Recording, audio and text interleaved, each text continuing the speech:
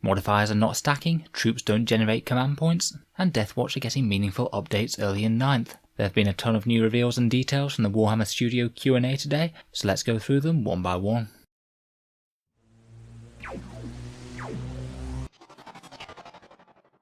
Hello and welcome back to Auspex Tactics, the strategy focused 40k channel, where we're all about getting the most out of our miniatures on the tabletop. We're back for more 9th edition news today, and the Games Workshop Q&A has actually been surprisingly fruitful in giving us an absolute ton of information, more juicy details and clarifications on the stuff that they alluded to on Saturday and Sunday, as well as a whole load of other rules changes and further details that we weren't expecting, and this is genuinely quite a large amount of news. There's a lot to talk about, so let's jump straight into it with a look at what they've told us about the core rules. So first of all, the core rules book isn't any longer just an 8-page document. They said that they've kept it concise, but it has been expanded a bit. I think that was always going to be slightly likely, seeing as they've updated it with a whole load of the FAQs and additional things that they've changed throughout 8th edition, and hopefully they've tightened up on a few rules loopholes and other bits and bobs. There'll also be a reasonable sized rules appendix as well, that they say will cover some of the more bizarre rules interactions and certain lists of updates, such as the new 1/2 blast weapons. There's no alternate activations, and the core turn mechanics are staying the same. I think that was always going to be fairly likely. 8th edition has done very well. I don't think they were going to be too experimental with jumping over to 9th, but more sort of polishing and refining it. Possibly one of the biggest rules updates that they dropped were that modifiers have been capped. I'm unsure whether it's just to hit rolls or for all things across the game. They particularly mentioned things like Eldar flyers or other multiple stacking buff units, but essentially you're not ever going to be more than plus or minus 1 to hit at the very least. I'm honestly quite surprised at this change, and I really didn't see it coming. I thought they might have done something to curb the excesses of it, maybe capped it at -2 or +2, and this is a change that will make quite a major shake-up to the game. Things like Plague Bearers, who could be -2 to hit with a spell quite easily, or Chaos Lord Discordants or Possessed Bombs, who could quite easily reach -3 to hit as well. I think this definitely will make certain things less strong, but it'll also be good for the lower ballistic skill armies, things like Guard or Orcs, who really struggle to interact with things with high -2 to hit modifiers. There have been no changes to mortal wounds apparently. They'll be functioning just as they had before. I've got no real complaints there. There can be a way of getting around some excessively tough units, and they add a different sort of threat to the game. Strategic reserves have been clarified a little bit more. We heard before that they can allow virtually any unit to be set up off the battlefield, and they've told us that this will cost command points, though not how many. They said that things will be able to be progressively further outflanked over the course of the game, hinting to me at something along the lines of maybe it can come in your deployment zone turn 1, and maybe on the flanks on turn 2, or at the back of the opponent's army on turn 3. I'd expect a system similar to that, though of course we might see some slight variation on that theme. They've told us that both Overwatch will be changing, and falling back from units in close combat will both have some changes to them, though absolutely no details on what yet. They implied that Overwatch might be slightly weaker than previously. Maybe they might have tweaked it so that each unit can only fire Overwatch once per turn, for example.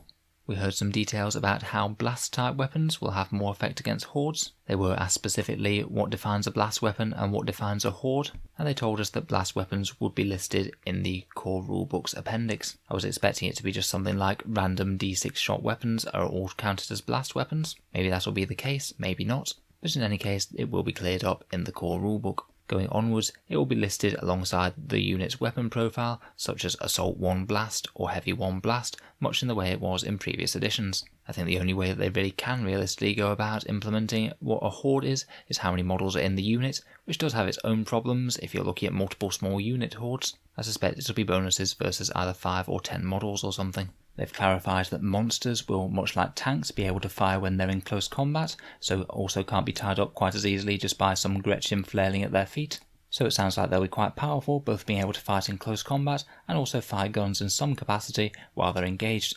They reaffirmed that flyers will be able to fly off the board and come back later, and they don't block the movement for things like infantry quite as well, not really any major update, but it certainly implies that they're going to be even weaker than they are in the game now at blocking movement. Finally, morale is going to change in some way. They alluded to something called morale attrition, which is hopefully going to be something a bit less all or nothing compared with what happens at the moment. Either you have a unit that has literally no effect from morale, or you might well lose the entire unit if they fail it by too much. I guess this might be a bit more of a change, so we have individual models flee rather than an entire squad breaking and running. They've made several major changes to the way that terrain works, and they seem to be quite proud of their new system. Apparently they're going to be having different types of terrain, all decided at the start of the game, and they have certain tags, which affect the units moving through them in different ways. I think that this will require some sort of conversation at the start of the game, as to decide what sort of terrain counts as what. Say we'll designate that as ruins, or designate that to be a swamp, and they could have fairly major impacts on the game compared with how much it has at the moment. They mentioned that there's a certain tag called obscuring, which means that you can't fire through the terrain piece whatsoever. No idea whether this is going to apply to something like all ruins in general, or it might be something that's reserved for something like woods or something, or perhaps even bottom floor ruins such as in ITC, but in any case it's quite powerful as it means that you can't shoot through that terrain at all. They also said that you're unlikely to be able to shoot through several gaps in ruins to be able to shoot something else, so maybe they've implemented some sort of thing, saying if you're obscured by multiple bits of terrain then you can't be shot at all. They'll also be publishing some sort of guidance as to how much terrain is supposed to be used in-game, not that this necessarily seems to have all that much impact in the real world. I think it is the sort of thing that they have done in the past before. I guess it will be handy though just to have an official guide as to how much terrain the game is properly supposed to be balanced around. Finally, in some way they've managed to address some rules for weird interactions with melee. In 8th edition you could have a very weird scenario where if your infantryman was standing on a small box and the opponent couldn't put their unit within 1 inch of them, then it meant that rules has written that you couldn't attack them in close combat. Obviously that was very counterintuitive when that unit is surrounded by a whole load of orcs or something. So apparently in some way they will be addressing this. I'm really hoping that they manage to eliminate this weird scenario from the game. As for playing games and actual missions, they've redone command points quite considerably, as we already know. They confirmed that the amount of command points will just literally be related directly to the size of the game that you're playing. I suspect that we'll see a certain amount of command points for armies that are using a 2000 point game, or 1500 point game, or 500 point game, or so on and so forth. Before starting the game, they'll supposedly be the same for both armies initially, so no races will arbitrarily receive more or anything weird like that. We already know that allies are going to cost command points to use, so if you want to take the best bits out of several codexes, it will cost you an opportunity cost in command points, which I think is an interesting mechanic that might make them more of a choice rather than an obvious thing that you'd pretty much usually want to do. But as a potential downside to this, it really sounds like troops aren't going to be anywhere near as relevant in the new edition, as there's no real incentive to take battalions anymore and try and fill them out to gain more command points in-game. Someone directly asked whether or not the troops would have any real reason for being in battalions these days, to which they largely seemed to reply, no not really, and talked about just using the fun, more damaging units in the game. So beyond having the objective secured, at least in pretty much every faction now, so being a bit better for the objective game, troops really don't sound like they're going to be all as relevant compared with what they were. This is one of the few changes that I'm really not too sure about, as I know it's a bit weird to be arbitrarily filling up battalions with troops, even in an army that wouldn't necessarily use them quite as much. But to me, heavily incentivizing people to build round battalions did seem to at least make armies that looked like armies, as opposed to just a random collection of the most elite and dangerous units. I guess we're going to have to wait and see for the full picture. Maybe there'll be other reasons, but it does sound like your standard troops choice isn't going to be anywhere near as important to include in games in the future, and 9th edition might be a lot more focused on the most elite units duking it out with each other. I honestly expected them to do something a bit more like, for each extra battalion you get an extra command point or something like that, some sort of small buff so there was still a bit of an incentive to take them. We've also got far more details on the Crusade format, which I know a lot of people are looking forward to. They pretty much confirmed that the core rulebook will give you the basics of how to play Crusade, but each of the codexes is going to develop that theme and give you some faction-specific details for the various ways that your armies and commanders can gain experience and injuries and allow you to carry on with this game mode. It sounds like it's aimed to grow from a combat patrol force, and as you play different games you earn requisition points, which you can spend on additional forces or upgrades for your army. You can earn things like battle scars and experience or veteran type rules. And they say that it's also possible just to play a completely regular army against a Crusade army and for it somehow still to be balanced. I'm honestly not at all sure how that can be the case if one army has the option of getting a whole load of different perks and benefits compared with one that doesn't have any of those options and is maybe just playing without the Crusade rules. Maybe the other army might receive a points or command points bonus instead. I can't really think of any other way that might actually allow for you to have a balanced game in that scenario. They also mentioned that it might be a good format for using on a weekend type event, or a regular campaign where you have 4 people starting from the same point or something.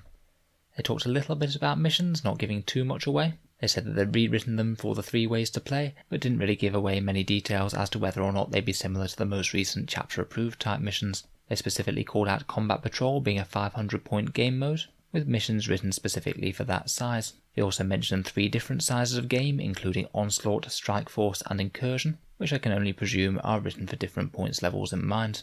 Finally, they also said that power level as well as points would occasionally be rebalanced if they really thought they'd got it very wrong or a unit's abilities had changed massively.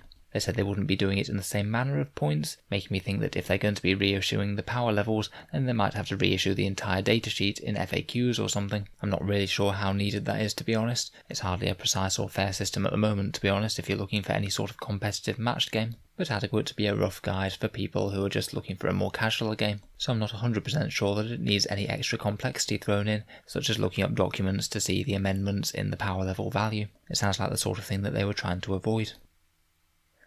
Finally, they gave us a few indications about releases and updates, including a bit of information about the Assault Intercessors, and they said they have Astartes chainswords, which are supposedly better than standard chainswords. I didn't entirely follow exactly what they were trying to get at, but they certainly made allusions to them having better rules, possibly AP-1 or something like that, and that might be something that's farmed out to all chainswords generally in the Space Marine faction. Really not sure of the details of that one, they weren't all that clear when they were talking about it. But I hope they do give the Assault Intercessors something, because while being very cool models, we've already said that their gear is pretty much the same as Reavers, who are far from being one of the most combat proficient Primaris Marines.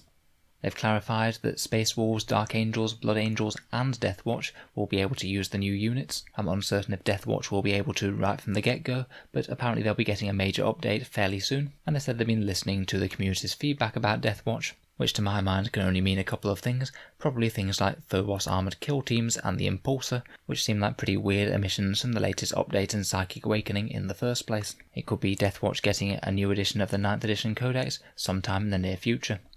They confirmed that the Fortwell books have already been written and they'll be updated early in 9th. Death Corps of Krieg will be getting their rules properly looked at, and they also mentioned in passing that other regiments might be looked at. I certainly wouldn't put any store by it being an actual promise of updated rules for any given regiment, but it really did make me wonder if they might be doing something for things like Elysians, or maybe even doing something with their Solar Auxilia range from 30k. That's very much blue sky thinking there, and I might be reading too much into that, but it would be really cool to see other updates for the Guard. They've confirmed that Necrons and Space Marines will have their rules in the starter box. We've already seen that the Necrons are going to be getting a codex pretty soon, and it really does make me wonder whether Space Marines are going to get an updated codex in the new edition as well. In one way it would be kind of appropriate, seeing as they're one of the main factions, but on the other hand, they did literally just get one within the last year, so I think it would grate on people quite a bit if their prior publication was outdated less than a year after they bought it. Somebody asked them whether any more major players in 40k would be returning, which I strongly suspect could mean Primarchs, either Chaos or Loyalist, to which they didn't really give any sort of serious answer, but they kept making very thinly veiled references to Christmas, such as you don't want to peep at the presents under the tree before they've been opened. So I'm staking my prediction now, we're going to see a Primarch return by Christmas. You heard it here first, unless you watched the live stream, in which case you heard it here second. People asked whether or not the Psychic Awakening book rules will be folded into these new 9th edition codexes, and they said that they will be taking the best of the Psychic Awakening books and incorporating that into the codex.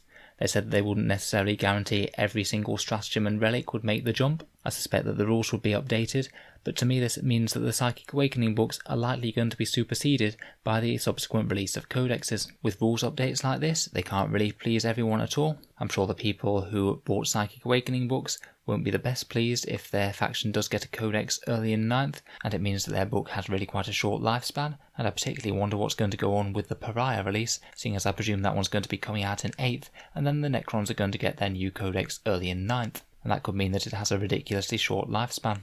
On the other hand though, it would certainly reduce the amount of books that we all have to carry around, as if they go on not superseding anything in the past, then it means that we're just going to acquire endless updates and supplements. So say if you're playing Space Marines, you could be carrying around a Vigilus book, Psychic Awakening book, supplement book and codex, all for the same army, and that's not really a situation that we want either. So no definite confirmation that they will be overwriting the Psychic Awakening, and I'm sure that the codexes will take a long time to come out with, much like 8th edition, where they came out over the course of almost 2 years. But if I did have to gamble at this stage, I would say that it's likely going to make the Psychic Awakening books redundant when the codex comes out, although the codex might not be out for literally years yet. It just depends on which factions see their releases first.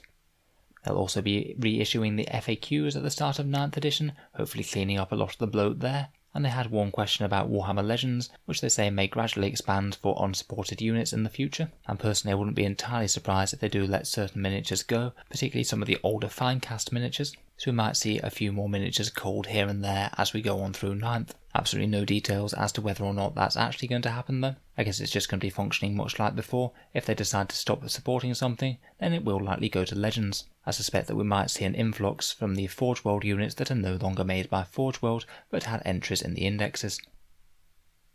So I hope you found that brief rundown of the FAQ fairly helpful. They really have revealed quite a lot of dramatic changes and rule shake-ups there. I'd be interested to know what you think about them, particularly things like the modifiers not stacking and command points maybe making troops not as relevant. In general, I'm still going to be pretty positive about this, and I'm really looking forward to finding out more over the coming weeks. Feel free to subscribe if you'd like to see some regular 40k tactics content, or just see 9th edition news covered as it comes out. I'll be trying to give people efficient rundowns as we go along. If you've been enjoying the videos, then I'd just like to mention my Element Games affiliate link in the UK, which is one way that you can support the channel by buying miniatures if you do live in the UK, and it also comes at a slight discount because Element does that. Basically, if you were thinking about making an online order, you click the link in the video description and order through Element, and a percentage of the income goes to Auspex Tactics, and it doesn't cost you any extra, so it can be a way to support the channel if you were going to buy something anyway. I also have a similar Amazon link in the USA and Canada. Basically, if you click that one, then any Amazon purchases within the next 24 hours, whether they might be Warhammer 40k or anything else, a small amount goes to Auspex Tactics and helps support the creation of further content. So again, if you were thinking about ordering some models in over the internet, then that can be another good way to support the channel. In any case, a massive thank you for listening, and I'll hope to see you guys next time.